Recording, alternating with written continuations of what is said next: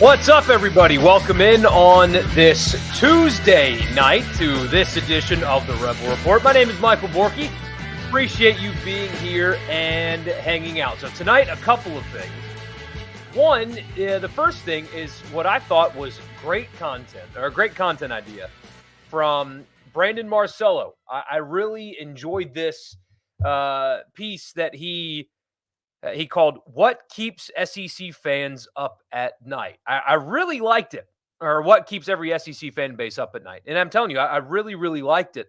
But I really did not like the Ole Miss submission. In fact, I hated it and think that it is very, very wrong. And if you guys are bothered by this particular thing about Ole Miss, then you are doing your fandom. And I don't like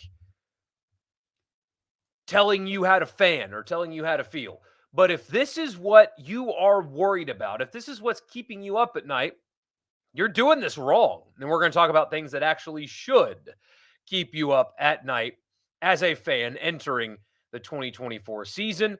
We've got that also. I mean, the news that, it's kind of old news by now at this point with the way the news cycle works, but we have not been live since there's been an arrest and one that could be a significant loss, depending on how it shakes out, to the Ole Miss defensive line room. So we're talking about a couple of those things, as well as your comments on this edition of the Rebel Report, presented by the Gregory Law Firm. Injuries in life are unavoidable. We hope they don't happen to you, but sometimes they just do. And when it does, I want to offer you an opportunity to get legal advice and legal guidance from the best. The Gregory Law Firm, DJ Gregory, the Gregory Law Firm in Saltillo, Mississippi, has got you covered for all of your personal injury and also small business and contract disputes as well. So if you have a personal injury situation, or maybe a small business situation or contract disputes, the best legal advice that you can get is in Saltillo, Mississippi. If you're in this state, though, even if you're not in Saltillo, if you're in this state, DJ's got you covered. The Gregory Law Firm, 662-397-9799. 662-397-9799. Don't delay. Call DJ today. The Gregory Law Firm, bringing you tonight's and every edition of the Rebel Report. Don't forget to follow me, social media, wherever you use it, except for Instagram. I guess I'm not on Instagram, and I think that's good for my health. At Michael Borky, Borkey. Like the video if you haven't already. Leave a comment if you're watching after the fact. Subscribe if you haven't already. And also, if you have not subscribed to the podcast, you should just search Rebel Report wherever you get them and subscribe and leave a rating and a review. All right, here we go. The lead topic tonight: what should keep Ole Miss fans up at night? And again, I really enjoyed this bit of content from Brandon Marcello. It's a very creative idea, and this time of year, it's hard to get creative. This is, the late summer after the College World Series is over. That becomes a very monotonous time as well. But as teams are transitioning from camp to game week, and especially when this is an Ole Miss focused production, and Ole Miss is playing Furman in week one, it's really hard to just hammer home, content that's compelling without it getting repetitive.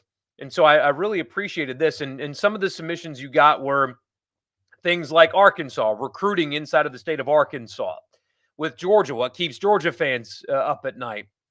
Kirby Smart's longevity. How long is he actually going to be at Georgia? There's been long rumors about how he's not going to be around much longer in coaching, that he's made a lot of money, he's having great success, that he might get out. Stuff like that. A lot of good stuff. And the way he compiled this is he got a submission from somebody that covers the teams from the 24/7 site. Marcello is obviously a national guy, 24/7. So these are not his submissions.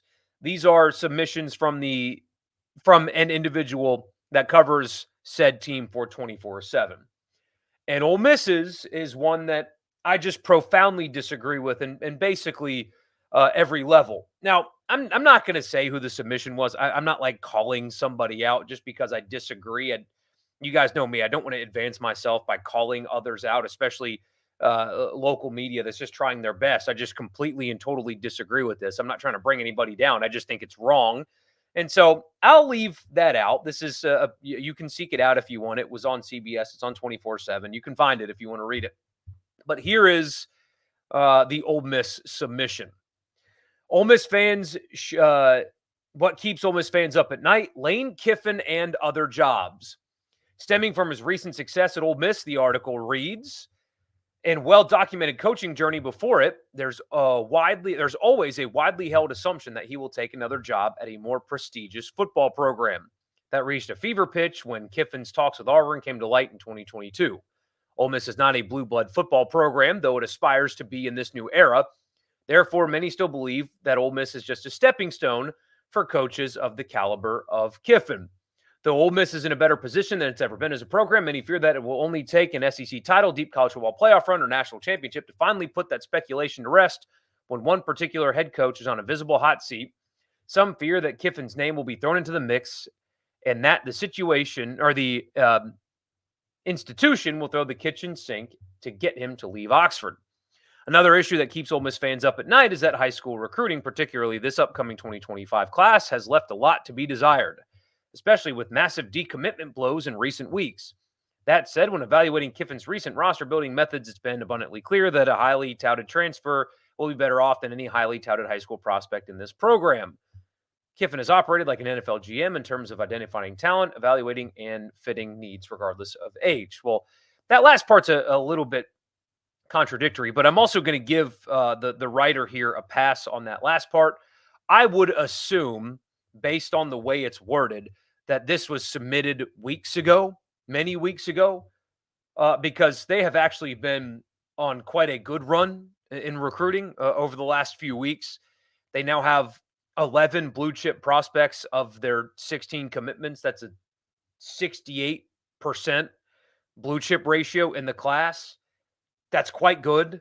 That is well above the 50% ratio that you try to reach, that only, I don't know, a dozen and a half programs in college football reach from a roster totality perspective. So let's put that aside because I feel like that's old. If that's not old, it's very wrong. But assuming that it's old after they had a recent string after they had the past string of decommitments that they have completely and totally made up for since then.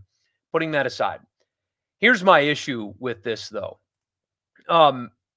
If you're actually worried right now on August 20th that the thing that you're worried about the most with Ole Miss football is Lane Kiffin getting or leaving for another job, then you're doing it wrong. This is the most anticipated Ole Miss football season since at least 1970, and probably more likely the most anticipated season since before my father was born. We're talking pre-integration times, the last time that an Ole Miss football team had this kind of real expectations and hype and attention being paid to it going into a season. The very last thing you should be worried about right now, and the very last thing that most, if not every Ole Miss fan that I interact with on a daily basis is about the actual football. And if you are being, quote, kept up at night because of Lane Kiffin leaving or the possibility of him leaving, then you need to stop and focus on the actual football, because there are real actual football things to worry about, and there's real actual football about to be played, and there is a real actual chance. You like the repetition? It's done for effect. Get some radio audience feedback that says I repeat myself too much. It's for dramatic effect. Anyway, there's a real actual chance that this is the most successful season that Ole Miss has had since my father was born. So if you are worried about it, stop, because there are actual football things to worry about. But talking about Kiffin and other jobs right now before this season is only doing yourself a disservice. It's totally irrelevant right now. And the only way he were to get another job is if the team is really, really good, which is more important as we sit here on August 20th. So I thought of all things that could be talked about here, that is very, very low, if not on the bottom of things that you should be even thinking about or talking about right now with this Ole Miss football team and program. So, a few things that should keep you up at night, quote unquote.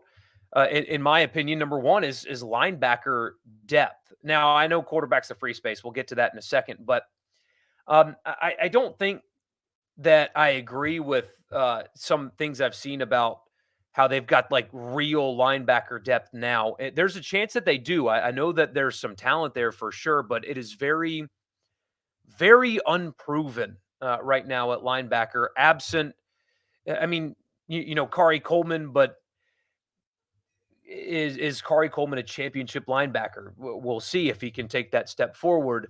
Chris Paul was good at Arkansas. I think Daughtery's a guy that everybody is raving about, but he hasn't really played a whole lot of football.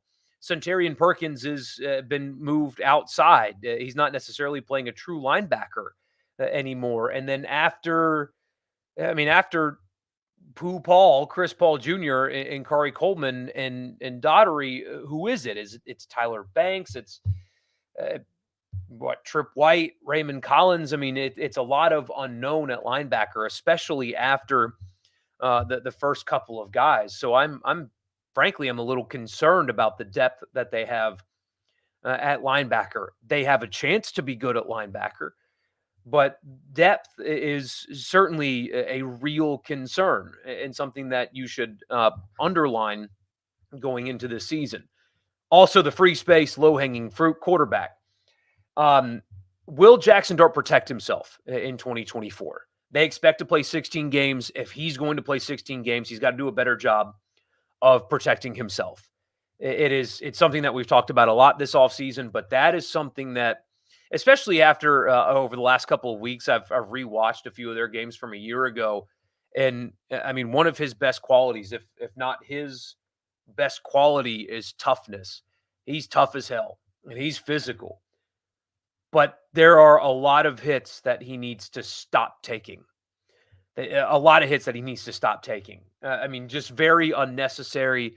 After you've run for a first down in a big game, just slide, get on your butt, don't take a hit, throw the ball back to the ref and do it again.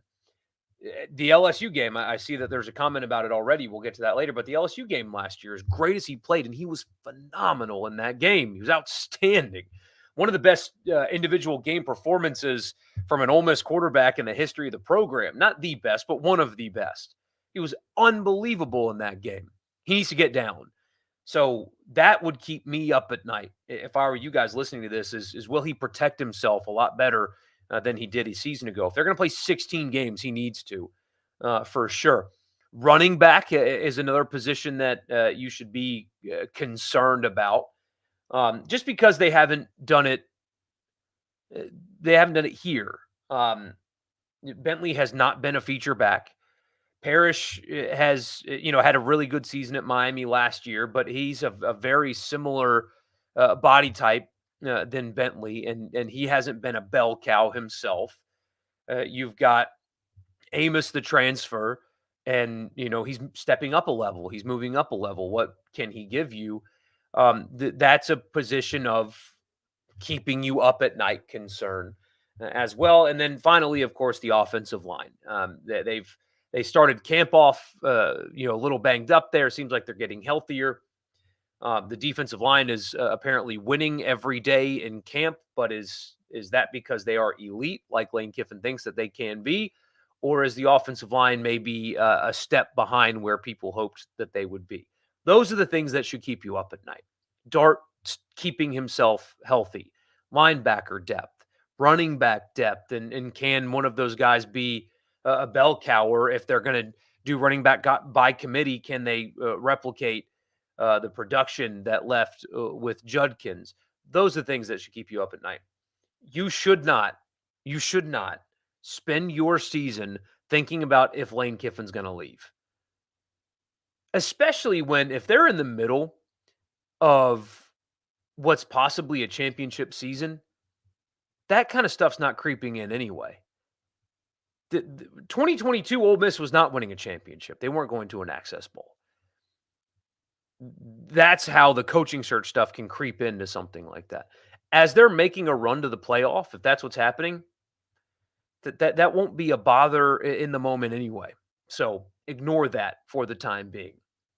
And then the other story, I mean, you guys know this story by now. Xavier Harris, Ole Miss's backup defensive lineman, was arrested on Sunday. The charges were on domestic violence and obstructing arrest. Those are the two charges.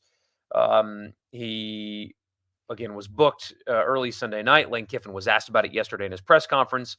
Said that they were aware of the arrests, gathering information, will not comment any further than that. This comes after last summer he was arrested on DUI as well as felony fleeing and other charges. He was able to go through like a deferral program, but that I guess ended as a result of this arrest as well. So on the surface, the charges those are bad. It's a little bit different than even a DUI. I mean, Ole Miss had another player get a DUI this offseason. It's different than like a minor in possession or something like that. This is quite different and should be treated differently. However, it also should be Ole Miss should be very thorough with how they approach it. I had a friend text me, it just said kick him off the team. And that is not what should happen right now.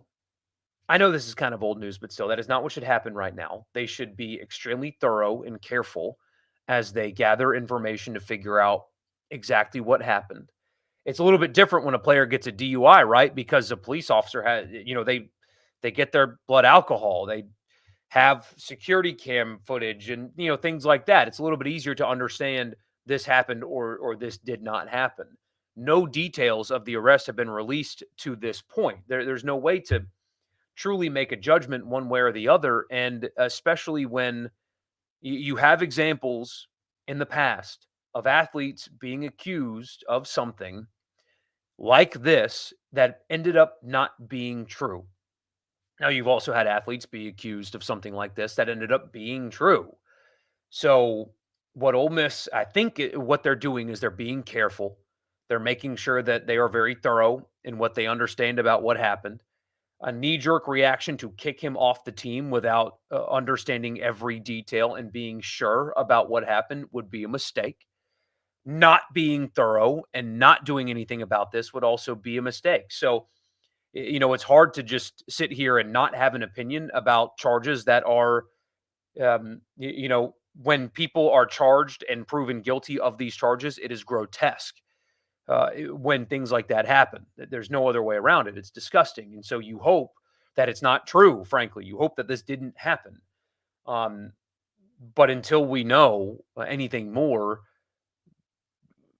having an opinion one way or the other, I think would be a mistake on my part, because you've seen in the past media people come out hard against certain athletes only for the athletes to have been innocent of what happened, and creates a mess to say the least. So that is out there.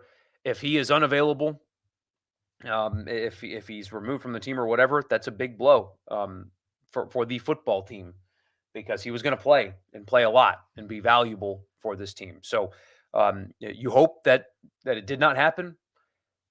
Having a strong opinion about this, I think, would be a mistake, considering how little we actually know about what happened.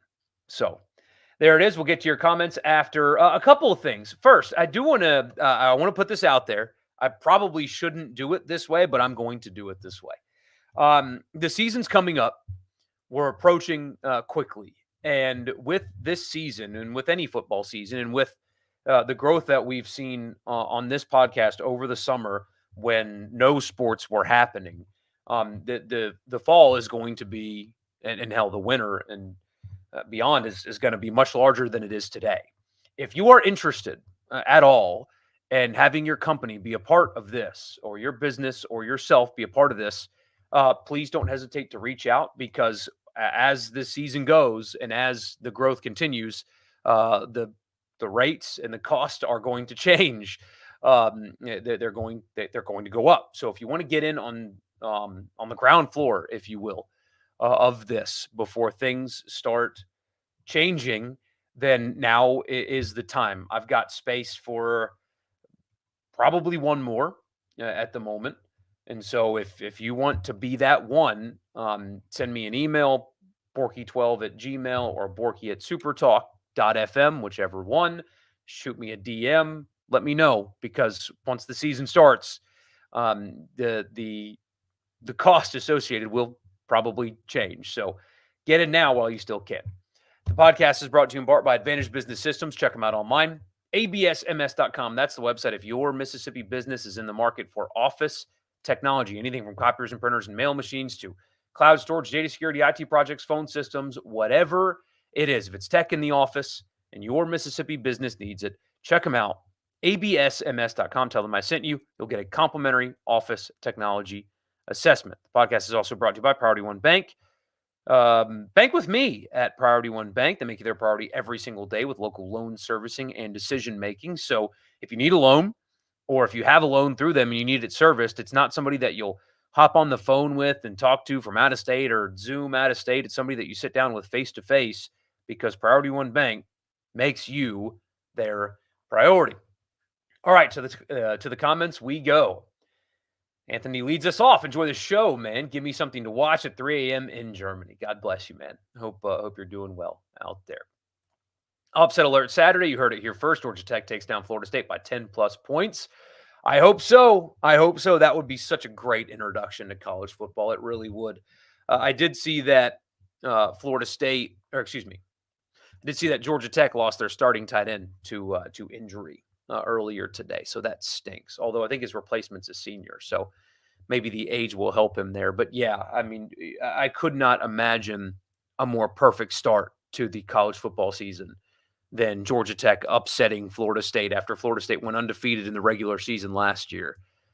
In a really cool setting, which will be in Ireland. It'll be a really, really, really cool setting.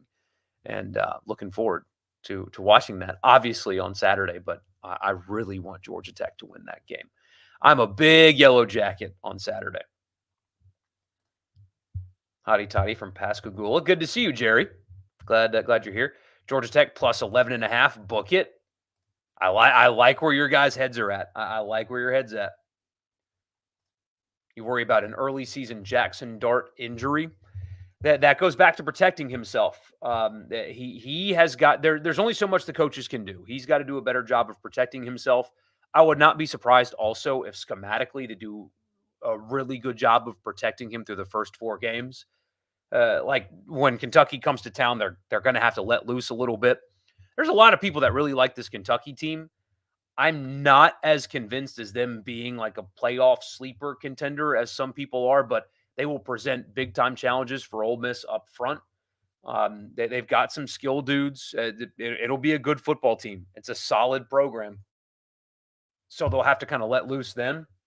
But Ole Miss should, and I think will, do make a conscious effort to really protect Dart, and maybe even a guy like Trey Harris. Now they're still going to throw him the football because they want to pad stats for awards and stuff like that, and also that's just the best way to run your offense. But I do think that they're going to do a better job of protecting these guys this year than seemingly they have in years past.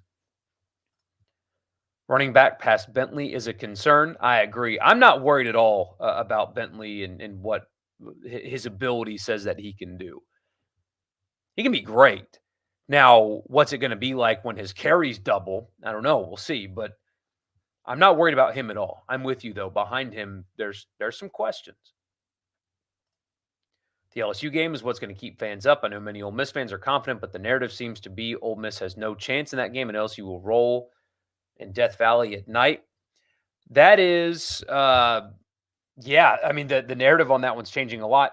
And like Josh Pate the other day, rightfully so, pointed out the schedule difference going into that game between LSU and Ole Miss. So LSU has South Alabama and a bye week before Ole Miss, and Ole Miss has Kentucky at South Carolina before LSU. That is a tough scheduling break for Ole Miss for sure. Regardless of the outcome of the USC game, That place is going to be nuts. When Ole Miss comes to town, I am going to watch USC and LSU very, very, very closely though, because I saw somebody put LSU in the playoff, and part of I just why what about this roster and this team and the schedule makes you think that that's a playoff team? Maybe they become that, but there's no other than just having a take for the sake of having a take. There's no on paper tangible reason to think that LSU is a playoff team. There's no tangible reason to point to. You can project things and just whatever, but there's no reason to think that today. Not to mention South Carolina gets almost a full month of prep for Ole Miss. Well, kinda. They get a couple of weeks. I mean, they do have Kentucky and LSU before their Akron and the bye week, but still.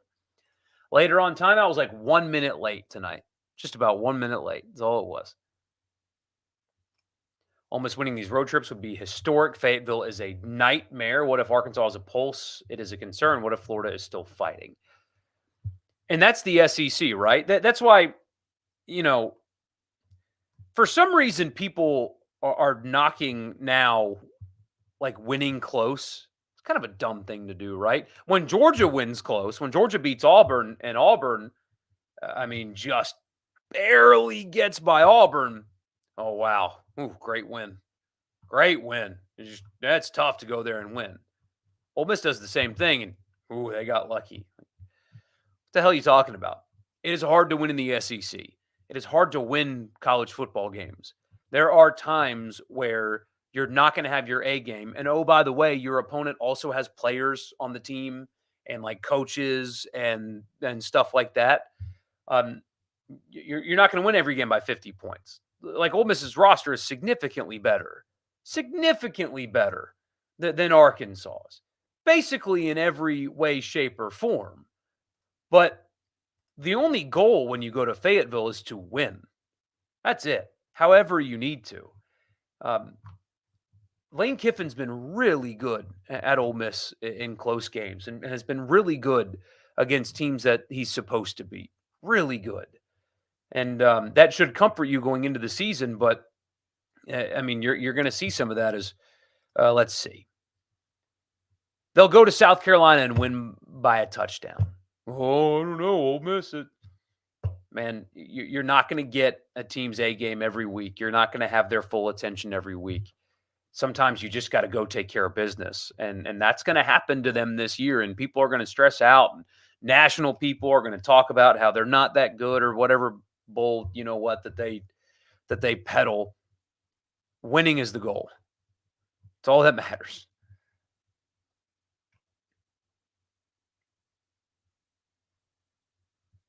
Did I like Kiffin's tidbit on the Coke bottle? Absolutely. So I'm not a health nut by any stretch of the imagination. And frankly, I'm quite the opposite of a health nut. But when it comes to my child, and I say that after he had a donut for breakfast and a gigantic cookie after lunch today. But his mom and I pay really close attention to what we feed him. And we're not obsessive over it. Like, again, like he had a giant cookie and a donut today, right? So, we let him live and have some fun. But when you look at some of the foods that we eat and that we give our kids, it's kind of insane. Like I was at the park a few weeks ago and with James, and there was a 2-year-old drinking straight up a bottle of Coke. Like the parent was giving the child that. And I don't mean to be judgmental, but I have a feeling they're not quite aware of how much garbage is in that bottle, especially for a child. Look at I'm going off into a rabbit hole. Forgive me, but hey, I told you I read the comments. Peanut butter, like Jif peanut butter, and the amount of crap, sugar and otherwise, is in that versus sitting right next to it, or at least in my grocery store, it's above it. What is actually peanut butter, which is just ground up peanuts and salt. And one tastes a little bit better, but not much. And one of them is just so much better for you. And they hide a bunch, it's hard to seek out all the crap that is in our food. And it's a lot of crap. But once you kind of look into it, the alternatives are not much more expensive if at all. And it's really easy to actually avoid all that stuff if you know what to look for. So we've done a really good job of doing that with him. I mean, things like applesauce, just standard applesauce, you would think that's healthy. No, it's not. Uh, it's pretty terrible what we eat on a daily basis without even being aware of it. So that kind of spoke to me on a personal level. Him ripping on Coke for having 160% of your daily sugar intake in a 12-ounce bottle. But offensive line has to be great to take the next step. Can't scheme up everyone. Absolutely.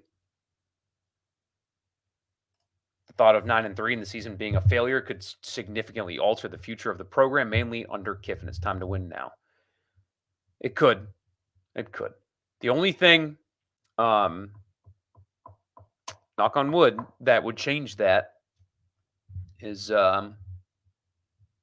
injuries. Injuries would change that if they had a lot of them. Any chance Ole Miss ever plays in that Dublin game in the future? Oh, I hope. I really hope that they try to do that, although they canceled the home and home with USC, which just bums me out. I mean, and it got replaced with what? Georgia State? Whew, great. Good choice, everybody involved.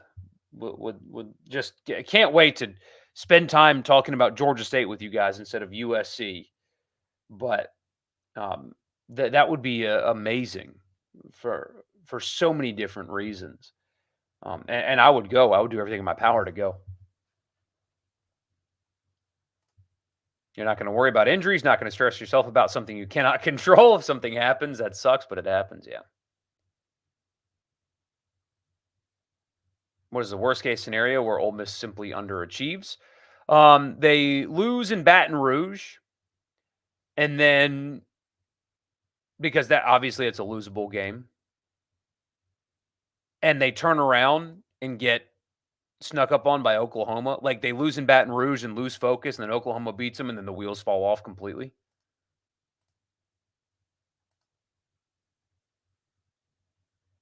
At this point, it's because the offensive line and linebackers aren't as good as we think if they simply underachieve.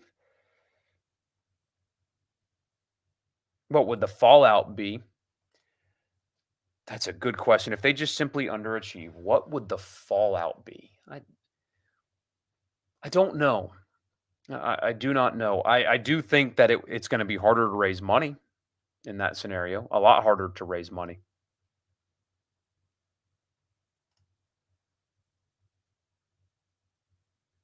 Which games will I be attending this year? I haven't decided yet.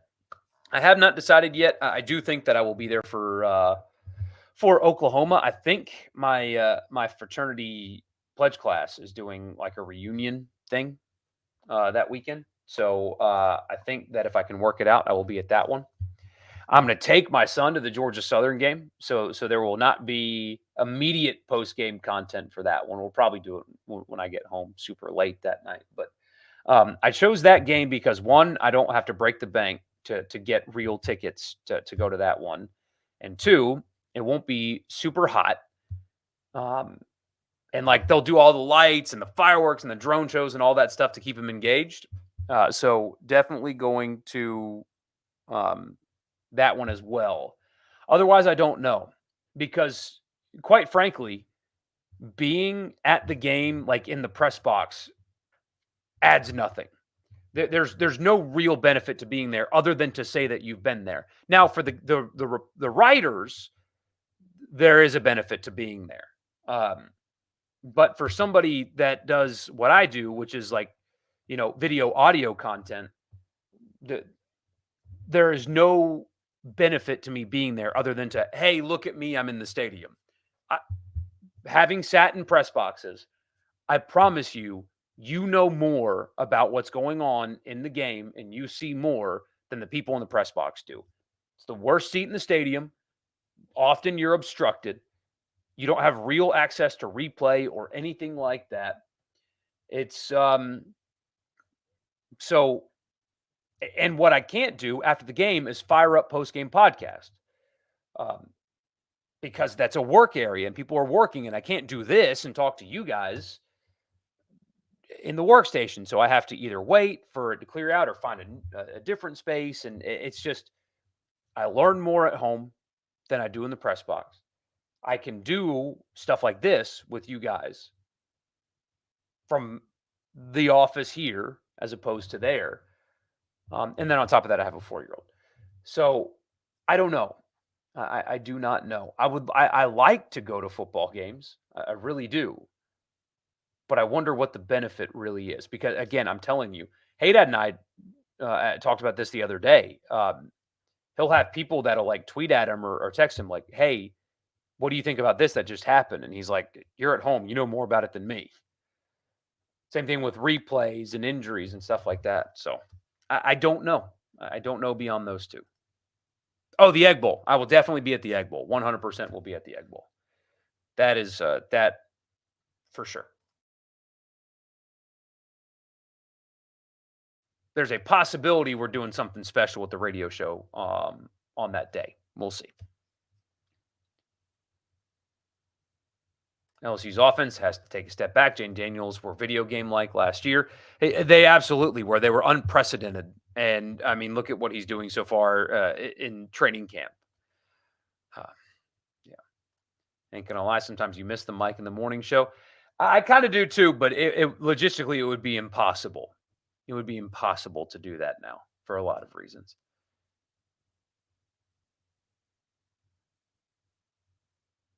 Aren't those visors Ole Miss players have been wearing during practice sick? Oh man, they look so good, don't they?